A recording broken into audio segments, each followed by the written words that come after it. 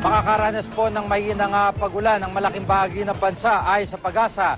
Dulot ito ng umiiral na hanging amihan sa Luzon at tailend ng cold front sa Visayas o Eastern Visayas. Sa datos sa Weather Central, magiging mas maulan sa mga lugar sa Katimugan Luzon, kabilang po ang Bicol Region.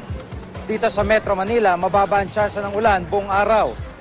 Sa Visayas, mas magiging madalas ang pagulan sa gitna at silangang bahagi nito, habang malaking bahagi ng Mindanao ay makakaranas sa makulimlim na kalangitan na may kasamang pagulan.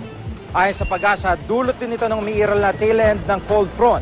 Sa inilabas na special weather forecast ng Pag-asa para sa Davao Oriental at Compostela Valley, magiging bagyang maulap ang kalangitan dyan na may kasamang kalat-kalat na pagulan. Posible ito magpatuloy sa susunod na 3 araw. Nagtaas ang gale warning naman ng Pag-asa sa mga seaboard ng Northern at Eastern seaboard ng Luzon. Posibleng umabot ng 4 na metro ang taas ng alon dyan po sa wave map ng Weather Central. Kaya sa mga maglalayag, iwasan muna kung maaari ang mga nabanggit na baybayin.